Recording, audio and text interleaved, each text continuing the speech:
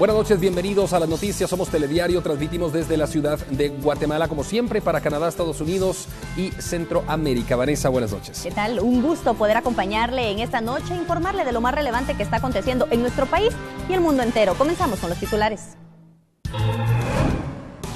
Varias comunidades de La Máquina quedan incomunicadas por desbordamiento de río. Conred realiza acciones para atender a damnificados.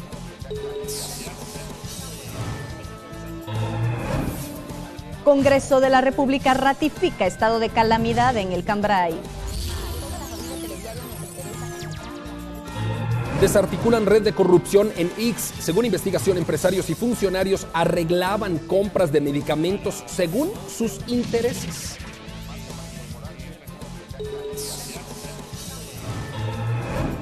Además, uno de los supuestos cabecillas de estructura es Gustavo Alejos. El Ministerio Público solicitó su captura y arraigo.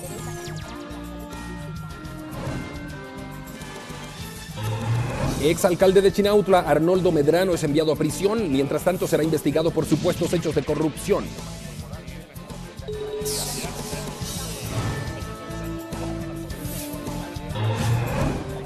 Yo creo que es preciso hacer una revisión a este proceso. El país se ha burocratizado de tal manera que las secretarías tienen dualidad con algunos ministerios. Por falta de presupuesto, gobierno electo podría eliminar secretarías que no cumplen con función establecida. Realizan trabajos de remozamiento y limpieza en Cementerio General. Este fin de semana se espera recibir a miles de personas por el Día de Todos los Santos. Asamblea General de la ONU pide fin del embargo aplicado a Cuba por Estados Unidos. Alder Torres se adjudica segunda etapa de la Vuelta a Guatemala que finalizó en Teculután. Así comienza Telediario, emisión estelar.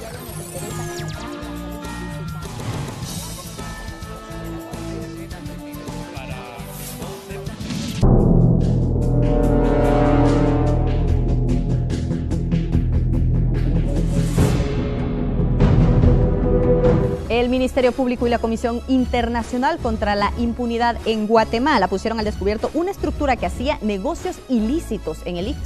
Precisamente uno de los supuestos operadores es Gustavo Alejos, exsecretario privado de la presidencia. Según las investigaciones, esta estructura está integrada por empresarios y funcionarios. No tenemos ningún dato que nos permita suponer que se deba a filtración de información. Esta fue parte de la justificación que las autoridades ofrecieron ante el fallido operativo que impidió la captura de Gustavo Alejos Cámara, quien tiene orden de captura por tráfico de influencias y otros delitos. El sindicado no pudo ser capturado, pero al mismo tiempo se negó la posible fuga de información. No se le localizó a él en su casa de habitación. Tenemos conocimiento que salió para un gimnasio y luego del gimnasio desapareció, de tal manera que continuamos en la búsqueda correspondiente. Al no encontrarlo en la casa, se desplazaron uno de los grupos al gimnasio para verificar su presencia allí. Simultáneamente se estaban realizando operativos en otro lugar donde se tenía noticia podría encontrarse. Gustavo Alejos es buscado junto a otras dos personas por ser supuestamente los principales negociantes que vendían medicamentos al IX, haciendo uso de sus influencias y adjudicándose contratos millonarios. Y encontramos entonces tres operadores fundamentales en esta investigación: Alejandro Enrique Toledo Paz, Juan Pablo Muralles Morán y Gustavo Adolfo Alejos Cámara. El señor Toledo Paz, dueño y representante legal de la empresa Corporación Farmaclínicas, que también es proveedora del IX, y tiene relación con otros operadores, con los otros dos que presentamos en el día de hoy justamente, con funcionarios centrales del IX y con funcionarios periféricos y proveedores. De acuerdo a las investigaciones, los operadores identificados por el Ministerio Público y CICIG eran también proveedores, pero utilizaban influencias políticas a fin de obtener los mejores contratos y colocando a personas en puestos clave tanto como para recetar medicamentos como para pedir fármacos en grandes cantidades. Tienen estos funcionarios la potestad de solicitar a las autoridades la contratación de servicios para la atención de usuarios. También tienen capacidad y facultad de prescripción de una droga específica, lo que incide entonces en los índices de incidencia y consumo de los productos. Tomando en cuenta que Alejos tiene una orden de captura, ahora es considerado prófugo de la justicia. Mientras tanto, el Ministerio Público confirma que desde el mediodía de este lunes tiene prohibición judicial para salir del país. Telediario, información actual.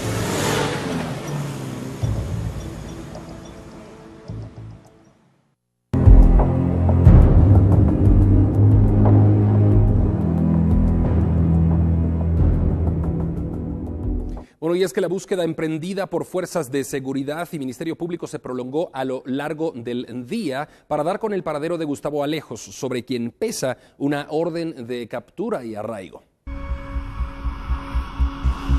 Conocido en el ámbito empresarial por ser el propietario de productoras y comercializadoras de fármacos, además de haber ocupado un cargo público durante el gobierno de Álvaro Colom, fungiendo como su secretario privado, tras haber sido uno de los financistas de las campañas de la Unidad Nacional de la Esperanza y otros partidos más, como lo señalaba una investigación del Ministerio Público y la Comisión Internacional contra la Impunidad en Guatemala, presentado el pasado 16 de julio. La investigación también señalaba que su posición en el gobierno le permitía incidir en el nombramiento y destitución de funcionarios y facilitador de contrataciones para beneficiar a algunas empresas en las compras públicas. Este martes, los entes investigadores anuncian allanamientos en sus inmuebles y empresas, además de su casa de residencia en el kilómetro 22.5 de carretera a El Salvador, donde no permitieron el ingreso a la prensa, pero agentes de la Policía Nacional Civil y fiscales del Ministerio Público catearon la residencia.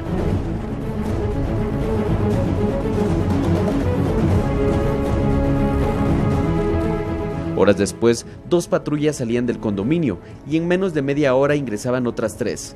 Elementos del Ejército de Guatemala que se transportaban en un vehículo de la Municipalidad de Fraijanes también intentaron ingresar al condominio, sin tener éxito. En el lugar no se realizaron capturas ni se logró encontrar a Gustavo Alejos. Algunos vecinos del condominio refirieron que la casa de Alejos cuenta con helipuerto y que desde muy temprano del martes escucharon despegar una aeronave, mientras otros rumores indicaban que Gustavo Alejos fue visto en un gimnasio por el sector. El Ministerio Público está tras la pista de Alejos por presuntamente participar en una red de corrupción de farmacéuticas que eran beneficiadas en las compras del Seguro Social. Telediario, información actual. La supuesta corrupción en el Seguro Social ha generado diversos comentarios, tal es el caso de la Fundación para el Desarrollo de Guatemala. Lo que esperamos con las capturas, como siempre lo hemos mencionado, es que se siga el debido proceso.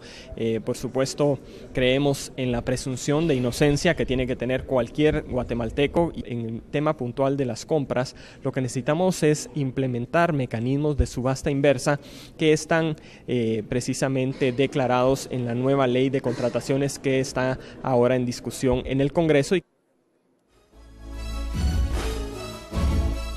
En otro tema, el exalcalde de Chinautla quedó ligado a proceso y en prisión preventiva. Ahora el Ministerio Público deberá investigar los supuestos actos de corrupción en esa comuna. Toda vez que no es el momento de una denuncia El alcalde de Chinautla, Arnoldo Medrano, es otro de los funcionarios que no podrá entregar el cargo de la municipalidad el próximo año. Esto porque permanecerá en prisión mientras dura la investigación de la supuesta malversación de fondos que se ha hecho desde el 2006, de donde pudo haber obtenido 14 cheques por un valor de 9.7 millones de quetzales. Extremo que resultan ser falsos, por lo que de estas acciones se desprenden que su conducta encuadra en el delito de lavado de dinero u otros activos regulado en el artículo 2 de la Ley contra el lavado de dinero u otros activos en sus literales A, B y C. Es importante indicar, honorable juzgadora, que en relación a la función del señor Ulises Si él no hubiera permitido la emisión y posteriormente depósito de esta suma dineraria, él no estaría aquí en este lugar. Uno de los imputados confirmó que el mismo alcalde le cambió un cheque y que supuestamente fue para un negocio propio, cuando se ha mencionado que las transferencias también se hicieron para constructoras y ONGs. Le dije al señor Arnoldo que si él tenía la posibilidad de poderme dar a mí el efectivo y yo poderle pagar con lo del cheque por el problema de la cantidad y de la hora, parece, no me recuerdo. Entonces él me dijo que no había problema, que él me iba a dar el efectivo y que yo le diera el cheque. Arnoldo Medrano, además de Catalina Gómez y Ligia Alvarado, fueron conducidos a prisión, mientras que Jorge Francia y Eduardo Castellanos fueron beneficiados con una medida sustitutiva por el Juzgado Tercero del Ramo Penal y deben pagar 20,000 quetzales para recuperar su libertad. En lugar de concluir un periodo más de alcalde en Chinautla, el preventivo de la zona 18 es el lugar donde Medrano pasará este fin de año. Telediario, información actual. Quien recuperará su libertad es la jueza Marta Sierra Stalin, pero seguirá siendo investigada por su presunta vinculación con el bufete de la impunidad.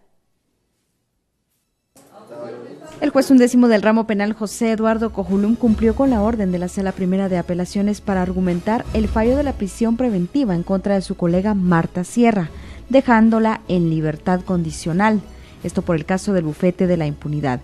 Por ello, le puso una caución económica de 200,000 quetzales para que salga de prisión. Y en cuanto al delito de cohecho, esta judicatura considera, con este breve comentario, análisis que se ha tenido del proceso, que se ha revisado, que ya la Fiscalía debe presentar acto conclusivo, que también ya se escucharon otras personas dentro de todo el contexto, que se determina sustituir la prisión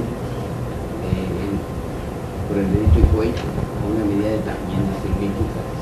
En consecuencia, veamos, tiene 100,000 quetzales por el delito de prevaricato y 100,000. Marta Sierra, quien dice que ha estado tranquila, privada de libertad estos días, espera salir de este proceso y lograr limpiar su nombre. Es una prueba dura que estoy pasando, pero de salir de aquí, pues de esa prueba se tiene que terminar.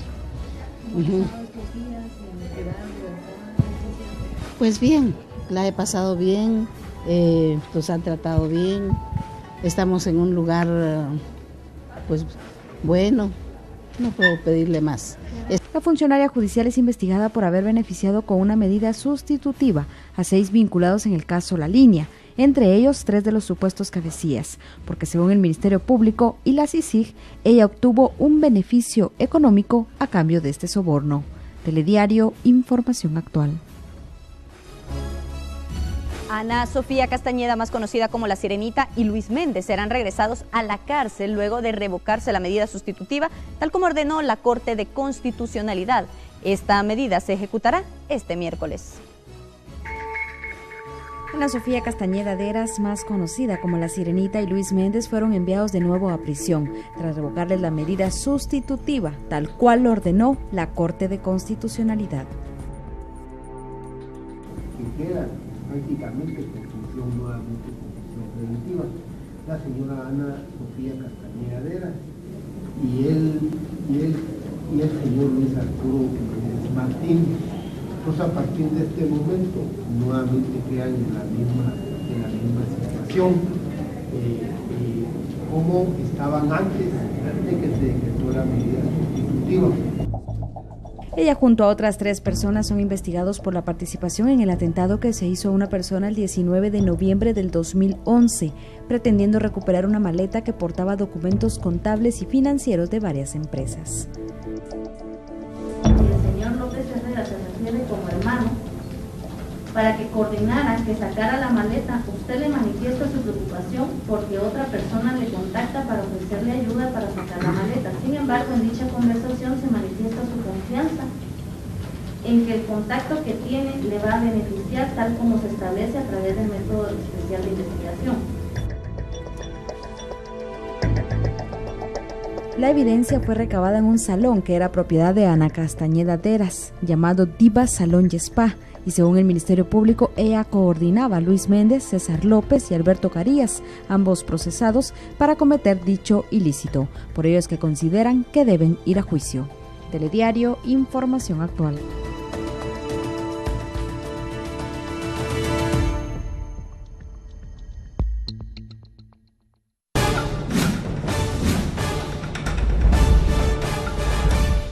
Los problemas de presupuesto están afectando a la Procuraduría General de la Nación. Vamos a hacer un enlace con nuestra unidad móvil. Milton Jack tiene el detalle a esta hora de la noche. Así es que, Milton, vamos a ir contigo para que nos informes sobre estos problemas de presupuesto que está atravesando la PGN. Milton, si estás ya preparado con la unidad móvil, vamos a verte aquí en la pantalla. Adelante, por favor. Muy buenas noches para cada uno de nuestros televidentes. Y es que desde hace 2 semanas la Procuraduría General de la Nación ha paralizado algunos servicios que presta, precisamente la constancia de rescate, traslado de niños y niñas, apersonamiento a audiencias, internamiento de los diferentes hogares, acompañamiento para pruebas médicas forenses. Esto derivado de la falta de combustible para los vehículos para poder movilizar a cada uno del personal y también de las personas rescatadas. Pero en esta oportunidad me encuentro con el representante de esta institución, quien nos informará que esta tarde ya fueron notificados por parte del Ministerio de Finanzas que este recurso será trasladado en los próximos días. Muy buenas noches. Buenas noches, muchas gracias por la invitación y con mucho gusto pues vamos a proporcionarle la información que usted solicite. Muchas gracias. Licenciado, cuéntenos, ¿ustedes ya recibieron respuestas positivas por parte del Ministerio de Finanzas? Sí, mire, este es un trámite un poco largo, desde la asignación presupuestaria y de asignación de cuota, etcétera, etcétera, y nosotros desafortunadamente desde el 25 de septiembre estábamos pendientes del momento en que, como producto de un evento de cotización que se realizó bajo la ley de contrataciones, se les colocara el dinero a la empresa. La empresa pues ha transcurrido más de un mes y no ha recibido ese dinero y ya pues nos está preguntando que si vamos a realmente a requerir sus servicios o no. Lo que usted ya anticipó es cierto, se suspendieron muchas de las actividades y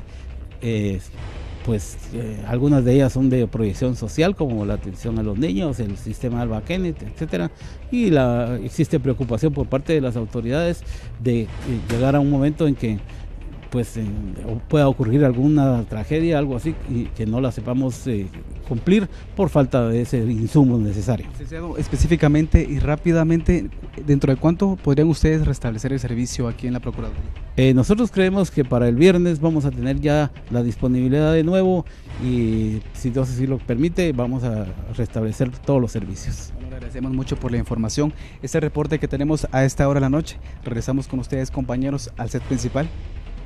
Milton, muchas gracias por la información desde la PGN esta noche. ¿Qué le parece si hacemos una pausa aquí en Telediario? Volveremos con más noticias. Así es, en breve. Quédese con nosotros.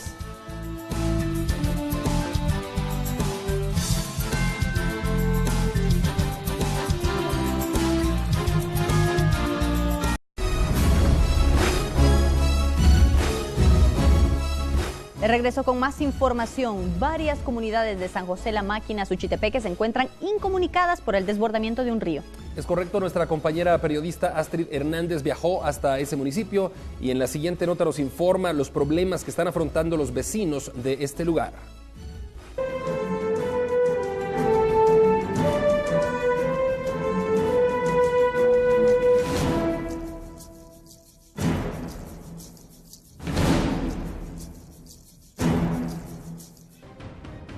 La naturaleza nuevamente le jugó una vuelta a 35 familias de 4 comunidades del municipio de San José La Máquina, Suchitepeques. La fuerte lluvia permitió que el río Sisi y el Zanjón Jabalín se desbordaran, alcanzando el agua hasta 2,5 metros y cubriendo a la mitad las viviendas. Llegaron las 11 de la noche y la lluvia no se calmaba. A partir de la medianoche prácticamente el río empezó a crecer y sí prácticamente inundó a 38 familias, que son las que prácticamente son las viviendas que sufrieron inundación, y tenemos 12 familias incomunicadas. Hasta el momento la crecida del río alcanzó un aproximado de 2,5 metros. Inmediatamente algunas familias fueron albergadas, pero otras no pudieron ser trasladadas, pues poseen animales. Que logramos acá hay ropa, pues lo que tenemos nada más encima, hay unas cositas que trastes ahí dejamos y todo se la llevó el río, pues porque pasó como un metro sobre el asfalto y nos dejó completamente terminado. Y hasta ahora pues se dan cuenta que estamos hoy en la calle, no hemos podido ingresar a nuestra vivienda porque se encuentra inundada todavía. A mi espalda se encuentra el río Sis, que provocó estragos la noche de este lunes, dejando a varias familias sin sus pertenencias materiales. Muchos solo piden que se les traslade agua y alimentos, ya que están algunos incomunicados, derivado a que no quieren dejar su vivienda para no ser víctimas de robo. Sacando agua, lavando la casa, lavando los trastes, que unos que rescatamos, ahora de plástico se fueron y los de chinas que quedaron ahí estamos lavándolo, pero con esta agua negra necesitamos agua limpia porque ni para tomar tenemos. El recuento de los daños aún es incontable. 4 comunidades afectadas en San José, La Máquina, Suchitepeques. Las familias solo claman y piden para que las lluvias ya no continúen y con esto baje el nivel del río, para poder sacar lo más valioso que según ellos tienen aún en sus viviendas, su ropa, aparatos y algunos trastes. Con imágenes de Mario Osorio y Aníbal Ruiz, Astrid Hernández. Vamos a seguir hablando de la costa sur, ¿le parece? Y es que varias casas quedaron anegadas como consecuencia del desbordamiento del río Granados. Esto es en el puerto de Champerico, Retaluleu. La más afectada fue la comunidad Jesús La Bomba. A consecuencia de las torrenciales lluvias que azotaron el departamento, más de 50 viviendas de la comunidad San José La Bomba del municipio de Champerico resultaron inundadas, esto por el desbordamiento del río Granados. Las autoridades de la Conred habilitaron un albergue temporal, donde fueron trasladadas las familias que fueron evacuadas de las viviendas. Estaba completamente inundada la carretera, pues tuvimos que rodear para poder llegar al lugar. Y efectivamente pudimos constatar de que hay aproximadamente 56 viviendas inundadas, las cuales pues las personas ya fueron respectivamente evacuadas gracias a la pronta acción de las coordinadoras locales para la reducción de desastres. Y pues bueno, ahorita lo que estamos haciendo es la evaluación respectiva y para ya poder proceder a lo que es solicitar la ayuda humanitaria para esas personas que están necesitando este apoyo ante esta emergencia. Cuerpos de socorro participaron en estas acciones para poner a salvo a las familias afectadas. El equipo de trabajo de salud y medio ambiente también vienen a hacer sus evaluaciones respectivas, ya que hay pozos que colapsaron, hay sistemas de sanitarios ciegos que también colapsaron. Entonces, para evitar una epidemia, pues es necesario que ellos también actúen, los cuales ya fueron convocados para que vengan a evaluar también la situación como está. Desde Retaluleu reportó Mario Tumín. Una serie de daños provocó la lluvia en la red vial del país en los últimos días. Al respecto, las autoridades tienen previsto iniciar ya con el bacheo respectivo la próxima semana. Del presupuesto de emergencia tenemos un monto de 40 millones de quetzales, el cual nos va a servir para ahorita hasta el resto del año.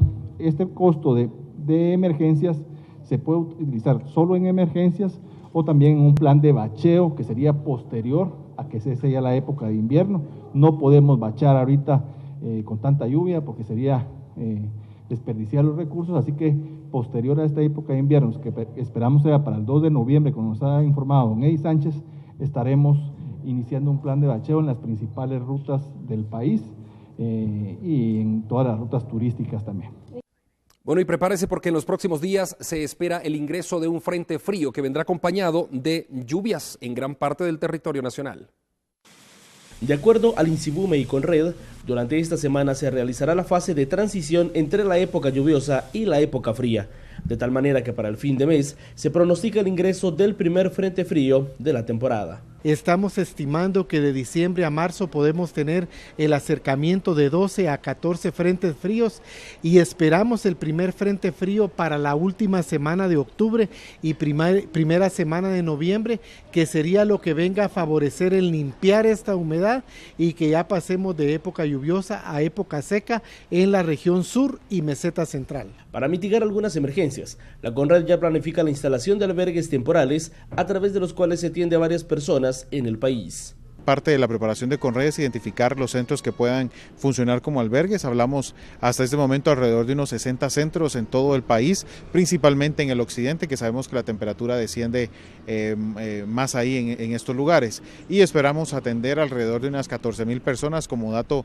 acumulado, que en años anteriores pues también se ha tenido. Es un esfuerzo interinstitucional con cuerpos de socorro, por ejemplo. Trabajamos todo el tema de trasladar a las personas hacia los centros que funcionan como albergues. Telediario, información actual. De regreso en Guatemala, el presidente Alejandro Maldonado Aguirre visitó el Congreso de la República para tratar temas de presupuesto y del Cambrai 2. Creemos que todos somos actores del proceso político en Guatemala. Los procesos evolucionan, cambian, se adaptan a sus circunstancias y a las demandas de su pueblo. Mantenemos una efectiva separación de poderes en donde cada órgano realiza sus funciones con independencia, porque somos todos partes del mismo Estado y nos interrelacionamos mucho porque tenemos las mismas metas, el bien común. Soy portavoz de la gente que sufrió en carne viva ese gran desastre del Cambrai. Y por eso pues nosotros decidimos declarar el estado de calamidad únicamente porque no podemos adquirir los materiales para construir esas viviendas por el sistema común, que nos llevaría demasiado tiempo. Quiero abogar por el proyecto de presupuesto que envió el gobierno, pero particularmente para el sector educación, para el sector salud, es el mínimo que se puede hacer. Creo que también otro sector que necesita es el sector justicia y el sector Ministerio Público. Como diputados estamos bastante preocupados y le estamos poniendo mucha atención a este asunto, porque teorías hay muchas, ¿verdad? Pero la realidad es interna cuando uno ve cifras bastante golpeantes para la emoción de cualquier ser humano cuando vemos la pobreza y la pobreza extrema que padecen muchos guatemaltecos. Y es el Estado, cabalmente, el que tiene que cumplir o que cubrir muchas funciones de esas, que desafortunadamente pues tenemos que aceptarlas, son una realidad de nuestro país.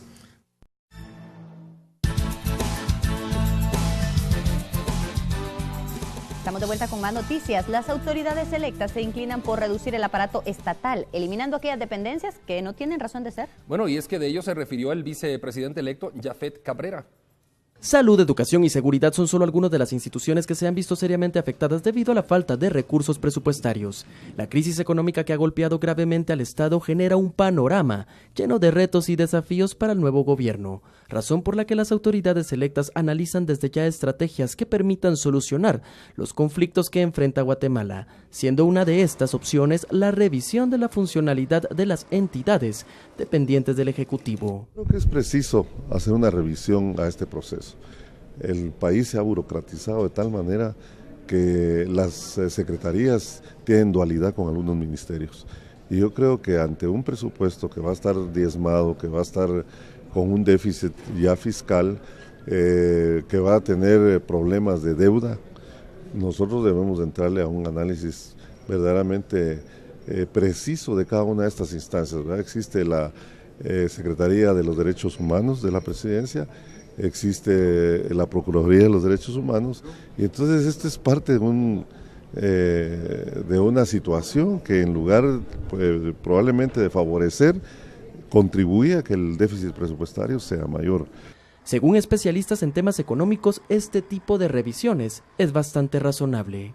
Tal vez el número de ministerios es el adecuado, pero el problema es que tenemos 15 secretarías de la presidencia y 4 secretarías de la vicepresidencia, algunas de las cuales duplican las funciones o repiten funciones de ministerios, como por ejemplo el caso de la Secretaría de Bienestar Social, que debe estar en el Ministerio de Desarrollo Social, la Secretaría de Asuntos Agrarios, que podría ser una dependencia del Ministerio de Agricultura. Telediario, información actual.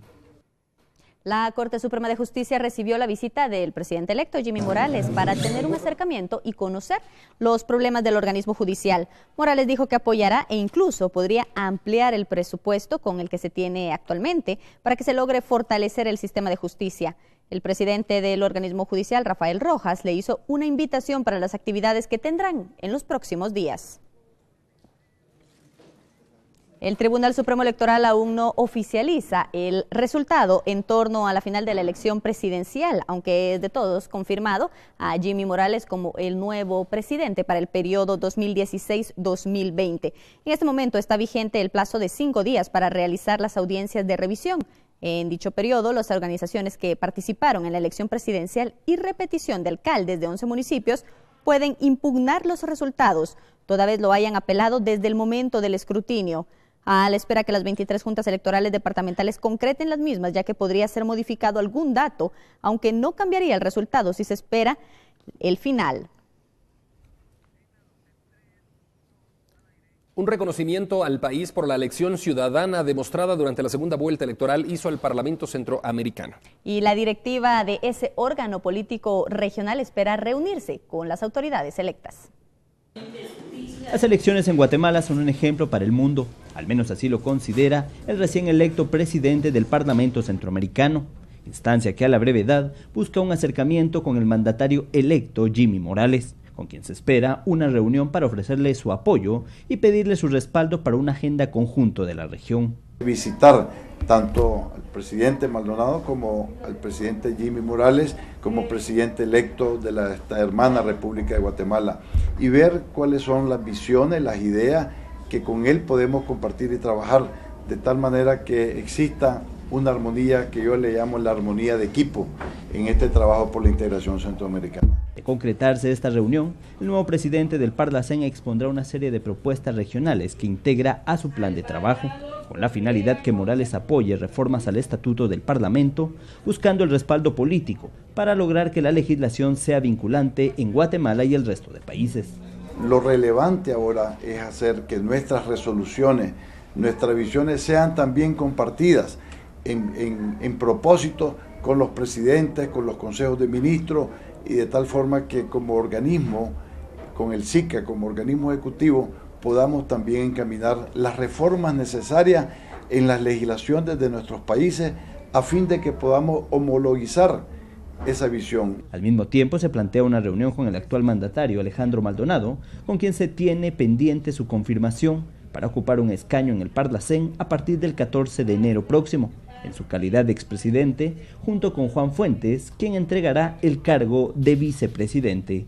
Telediario, Información Actual. Los jerarcas de la Iglesia Católica tienen algunas observaciones que hacer a las nuevas autoridades electas. Entre otras cosas, sugieren que actúen apegados a derecho. La Plaza Central o Plaza de la Constitución fue escenario de una serie de protestas que los guatemaltecos organizaron con el fin de exigirle a las autoridades y exfuncionarios de Estado que cumplieran con cada una de sus acciones. Es de mencionar que los guatemaltecos siguen a la expectativa y más aún cuando ya fue electo el nuevo presidente.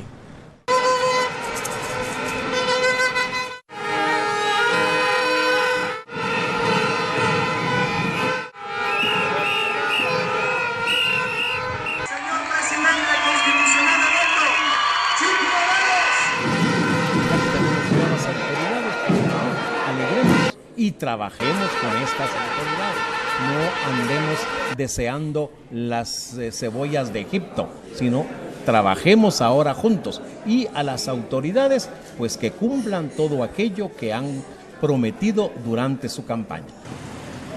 Para quienes integran la Iglesia Católica en nuestro país es necesario que los guatemaltecos le den la oportunidad de demostrar buenas intenciones a las autoridades electas, pero también de mantenerse al tanto del cumplimiento de sus promesas.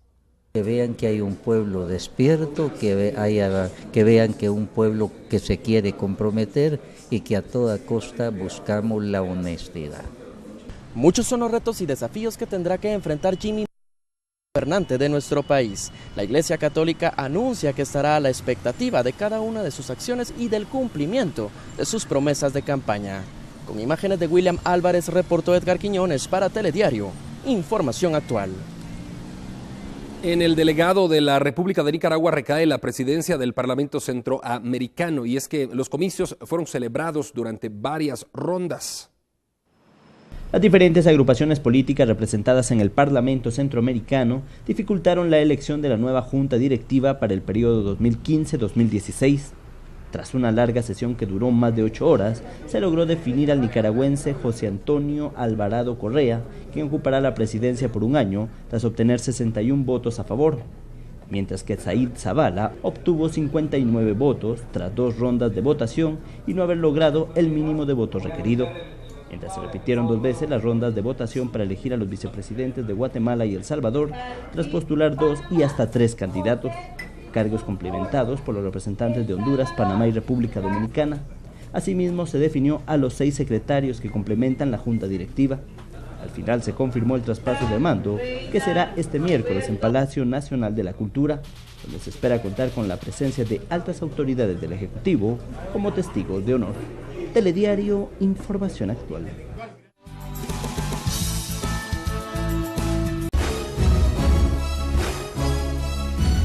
Seguimos informándole aquí en Telediario. Versiones diferentes circulan tras el saqueo de una maquila en la colonia La Brigada de Misco. Empresarios negaron los señalamientos hechos por los trabajadores, pero además cuestionan la labor de las fuerzas de seguridad. No podemos entender nosotros cómo a plena luz del día y en complacencia de las autoridades se haya dado impunemente pues este salvaje ataque. Ya requerimos la información concreta específicamente a la comisaría del sector para establecer de qué forma se actuó por parte de la Policía Nacional Civil.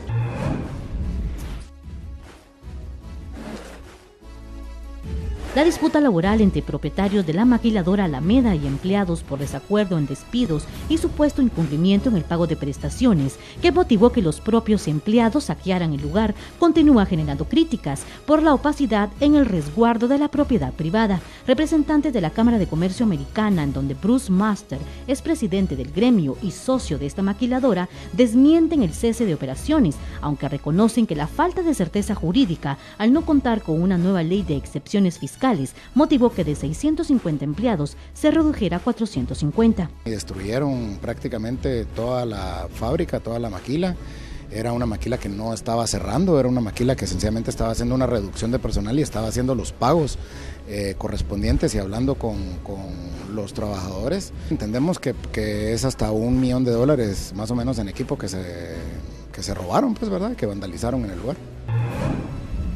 Al consultar con la administradora de la maquila, pues se manifestaron de que con autorización de ella, atendiendo de que no se les había acreditado o pagado su pasivo laboral, habían autorizado poder extraer algunos bienes en compensación de ese pasivo laboral.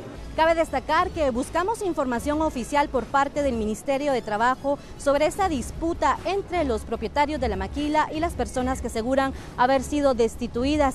Sin embargo, después de 3 horas no se nos proporcionó ni información escrita ni una entrevista. Esta no es la primera vez que requerimos información a esta cartera y pues que no se nos proporciona de manera fluida. Se sabe que alrededor de 10 personas han sido o destituidas o han presentado su carta de renuncia, por lo cual esta información no se ha obtenido, entre otras que hemos requerido. En la información que tenemos, Daniel García en cámara, un reporte de Sandra Rodas. Telediario, información actual. La empresa privada organizada y también organizaciones no gubernamentales se oponen a que el presupuesto 2016 rebase los 70.000 millones de quetzales. Bueno, Vanessa, y es que al parecer ese monto está sobreestimado. No hay garantías de que vaya este proceso a concluir como esperamos al 30 de noviembre con una aprobación de un presupuesto nuevo para el año 2016, pero esperamos y anhelamos que así sea. Empresarios opinan que sí debe aprobarse un nuevo proyecto de presupuesto de la Nación 2016, pero no por 72.430 millones de quetzales como está estipulado. La Alianza Técnica de Apoyo al Legislativo estima persiste una sobreestimación del crecimiento de los ingresos tributarios para el próximo año. Para financiar ese presupuesto, proyectan 54.500 millones de quetzales. Creemos nosotros que aspirar a un ingreso superior a los 53.400 millones de quetzales no es razonable para el año entrante. No va a ser fácil llegar a los 53.4 millardos, pero creemos que para una administración que inicia es preferible tener un parámetro de ingresos más realista, aunque difícil de obtener. 70.000 millones de quetzales sería un monto razonable, dice Atal, un ahorro de 2.200 millones de quetzales que con transparencia y una adecuada reestructuración podrían ser bien utilizados. Ese proceso de reducción del techo presupuestario puede hacerse. Hemos encontrado evidencias superiores a los 2.000 millones de quetzales que pueden encontrarse de reducción en gastos. Es algo, creemos nosotros, que el pueblo de Guatemala espera, de cómo incluso una nueva administración pudiera llevar a la ejecución del gasto un esquema de mayor probidad y de mayor contención de los recursos. Que apelamos, ojalá, a esa voluntad de los señores diputados de que puedan llevar adelante este proceso de discusión parlamentaria del proyecto de presupuesto en el mes que les resta, porque el 30 de noviembre debe de estar tomada una decisión en el Congreso respecto al proyecto de presupuesto. Telediario, información actual. Hay actividad constante en el Cementerio General como parte de los preparativos para el Día de Todos los Santos. Bueno, y es que se está realizando rebozamiento de nichos, mausoleos, jardines para honrar la memoria de los fallecidos. Durante un recorrido por el Cementerio General es posible observar algunos de los preparativos que trabajadores agilizan para recibir a casi 1 millón de visitantes este próximo 1 de noviembre, Día de Todos los Santos. Sí, por estas épocas ahorita que sí, están bastante gente, vienen a ver los que no tienen lápidas y todo, a adornar, a pintar y todo, así sí. Claro, se está ganando trabajo, ¿va? No todos los días, pero sí está.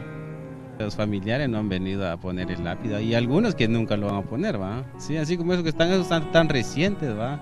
Esos todavía no lo han venido a poner, pero los demás hay unos que lo quedan ahí de una vez, ¿va? Y los otros que están marcados así de número rojo encima de la lápida, esos ya están para sacarlo, ¿va? Representantes de esta necrópolis han indicado que las exhumaciones masivas se han detenido para dar lugar a que familiares puedan visitar a sus seres queridos que descansan en este lugar. Las labores de remozamiento incluyen la pintura de nichos y paredes, limpieza de tumbas y la colocación de flores, en recuerdo de quienes ya se han adelantado al mundo del más allá. Telediario, información actual.